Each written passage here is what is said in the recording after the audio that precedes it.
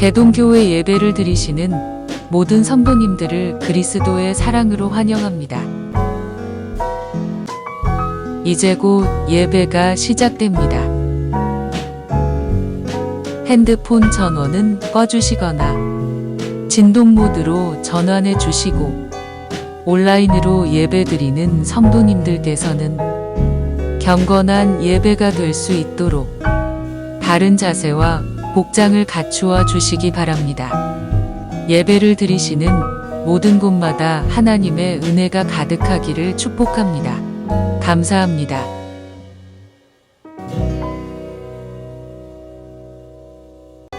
온라인으로 예배드리는 성도님들께서는 경건한 예배가 될 수 있도록 바른 자세와 복장을 갖추어 주시기 바랍니다. 예배를 드리시는 모든 곳마다 하나님의 은혜가 가득하기를 축복합니다. 감사합니다.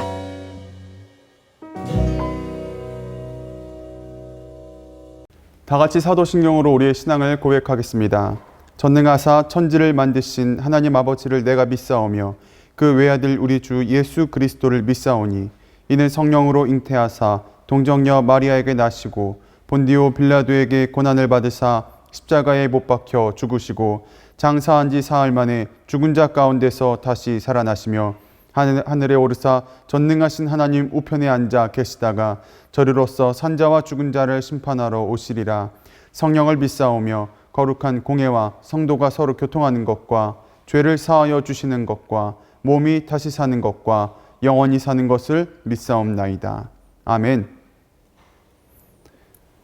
다 같이 찬송가 429장 함께 찬양하겠습니다. 찬송가 429장입니다.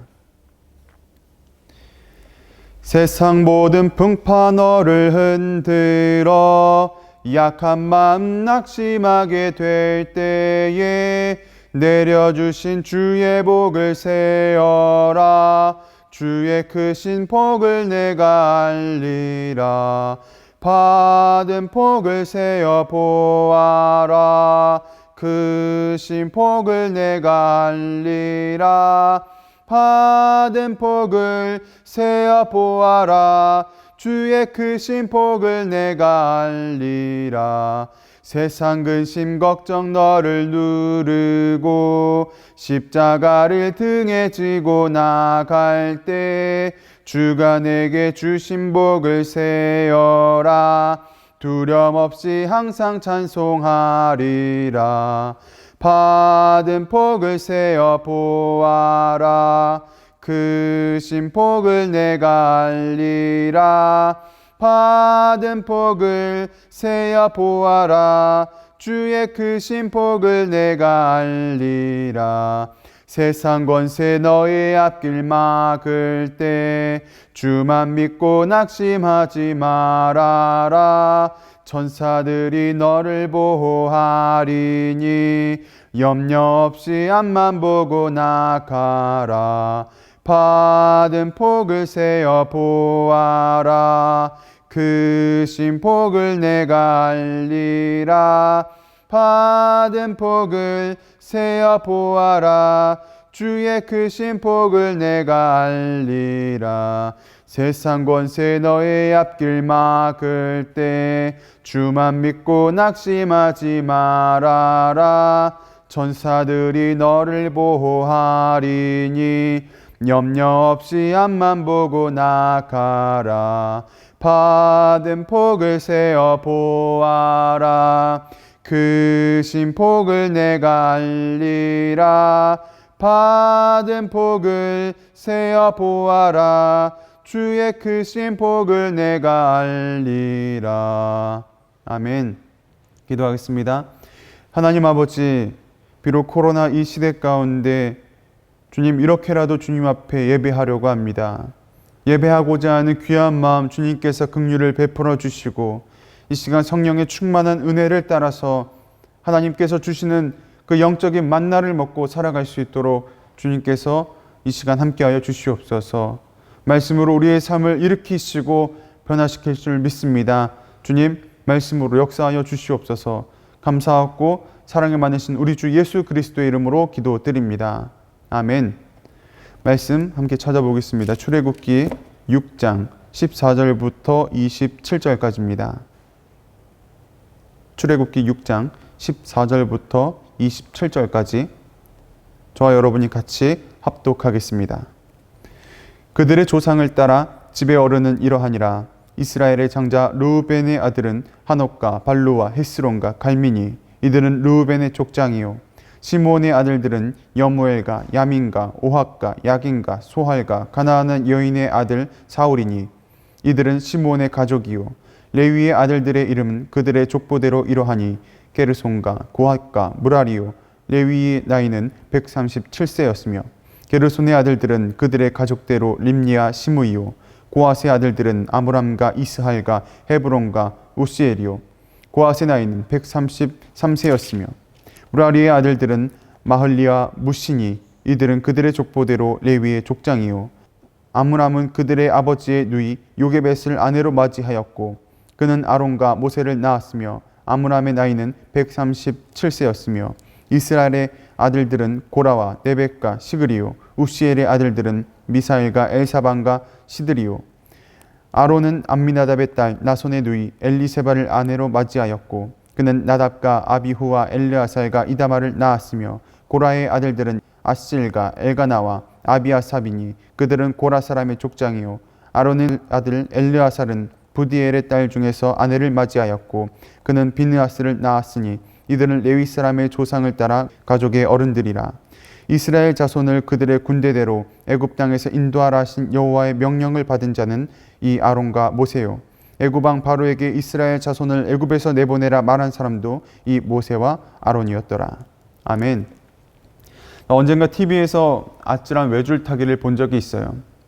산 양쪽 봉우리에다가 줄을 메어서 이쪽 봉우리에서 저쪽 봉우리까지 줄을 타고 건너가는 거예요.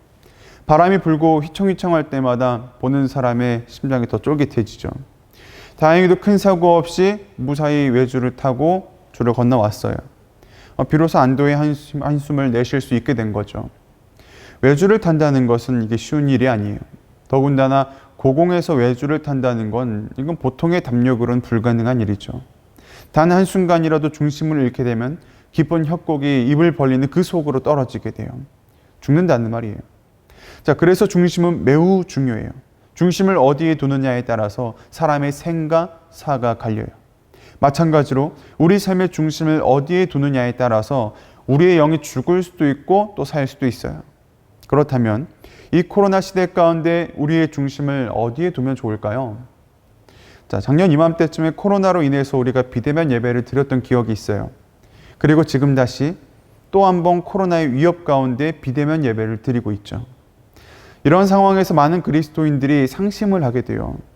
특히나 저희 교회 같은 경우는 최근 예배 분위기가 좋았거든요. 저희 교회를 새로 방문하신 분들도 있고 또 전도가 되고 있었고 또 예배 인원도 계속 늘어나고 있었어요. 새벽 기도도 마찬가지죠. 그래서 무언가 일이 될 것 같은 그런 분위기가 저희 안에서 솟아나고 있었어요. 자, 그러던 중에 코로나 확진자가 급격하게 늘어나게 되고 급기야 이제는 예배의 문을 닫게 되었어요. 자, 아마도 저희 교회만의 이야기는 아닐 거예요. 많은 교회들이 코로나의 여파를 이제 막 극복해 나가면서 다시 회복하기 위해서 애쓰고 있는 상황인데 아마 상심하는 마음이 이만저만이 아닐 거예요. 그러나 이런 때일수록 우리는 정신을 차리고 마음을 다잡아야 돼요. 우리는 이미 한번 비대면 예배를 잘 견뎌낸 경험이 있어요. 그리고 이 신앙의 싸움은 잘 버티고 견디다 보면 결국 승리하는 믿음의 싸움인 줄 믿습니다. 그러니 우리의 마음의 중심을 하나님께 드려서 그 어떤 상황과 환경 속에서도 하나님을 예배하는 예배자들이 되기를 이 시간 그리스도의 이름으로 축복합니다. 자, 과거 왕권 사회에서는 후계자를 공고히 하는 것이 매우 중요했어요. 왜냐하면 갑작스럽게 왕이 죽거나 해서 이제 권력의 구심점이 사라지게 되면 너도 나도 왕이 되겠다고 권력 쟁탈전을 벌이게 되거든요. 자, 그렇게 되면 너무 많은 피가 흐르게 되고 나라가 시끄러워지게 돼요. 평화가 깨진다는 거죠. 지금도 보면 세계 최빈국으로 힘들게 사는 나라들을 보면 다들 되게 비슷한 문제들을 가지고 있어요. 바로 내전이에요. 정부군과 저항군이 서로 막 대립을 하는 경우들이 있어요. 그래서 나라는 하나인데 집권하는 세력은 2개 이상인 거죠. 어떻게 되겠나요? 서로 막 피 터지게 싸우는 거예요. 결국 중심이 없는 나라는요, 질서가 없고 질서가 없으면 보호도 없어요. 보호가 없다는 건 개인의 삶 또한 보장이 되지 않는다는 것을 말해요. 언제든지 범죄와 약탈에 노출이 되어 있다는 거죠. 자, 그런데 이건 우리의 신앙도 마찬가지예요. 우리의 믿음도 중심이 없으면 빼앗기기가 쉬워요. 교회가 왜 예배를 중요하게 여길까요? 이것은 예배가 우리의 신앙생활 그 중심과 깊이 연관이 되어 있기 때문에 그래요. 예배라는 것은 우리의 세속적인 삶을 완전히 멈추고 오직 하나님만 만나는 시간이에요. 더 나아가 교회의 공동체는요, 이 교회의 예배는 우리가 성령을 따라서 그리스도 안에서 한 몸이 되는 연합이라는 의미가 있어요. 때문에 예배를 드린다는 것은 나를 하나님께 완전히 맞추겠다는 거예요. 내가 하나님의 영적 질서를 따르겠다는 의미죠. 자, 그렇다면 하나님의 영적 질서란 무엇을 말할까요? 오늘 본문에 보면요, 사람들의 이름이 열거되고 있어요. 이건 족보예요. 그런데 이 족보가 갑자기 왜 거론이 되는지 그 이유가 중요해요. 지금 레위의 족보가 나오는 이유는 모세와 아론 때문에 그래요. 모세와 아론이 이스라엘의 영적 지도자들이기 때문에 이들의 족보가 지금 소개되고 있는 거예요. 자, 아론은 이스라엘의 최초의 제사장이에요? 아니, 최초의 대제사장이에요. 대제사장은 하나님 앞에서 이스라엘 백성 전체를 대표하는 의미를 가져요. 대제사장이 없으면 하나님과 이스라엘 백성들 간에 영적인 소통이 안 되는 거예요.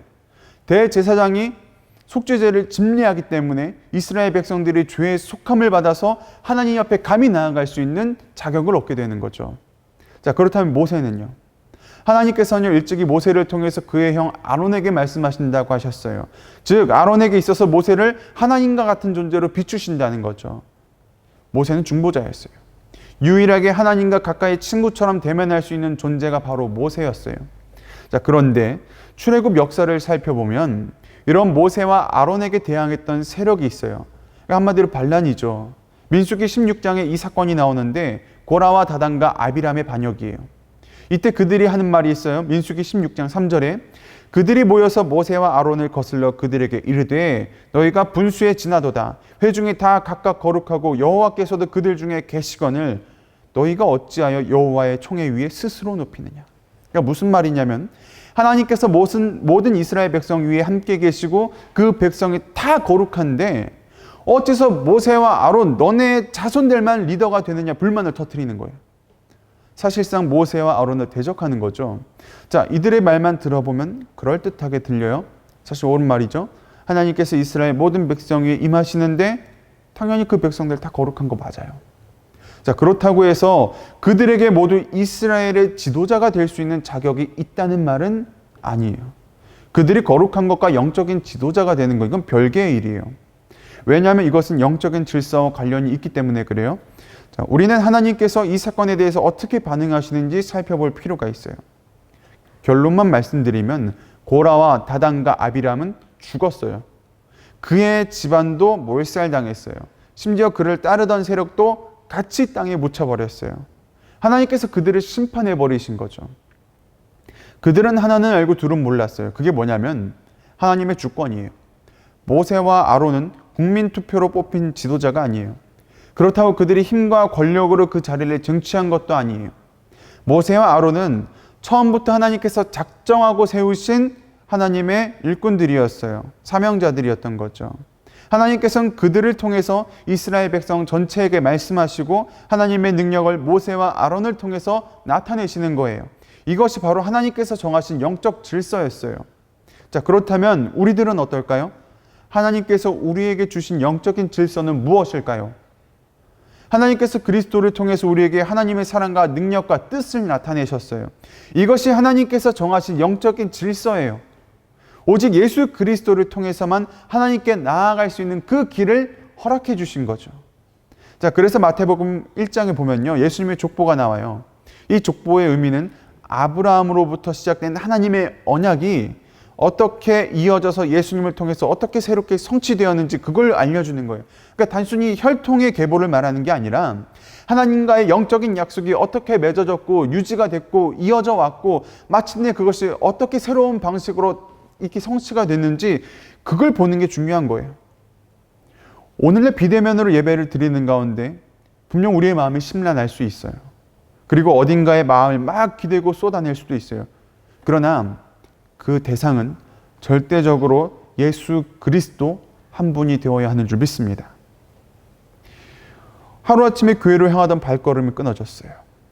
그럼 여러분, 이것은요 결코 방학이 아니에요.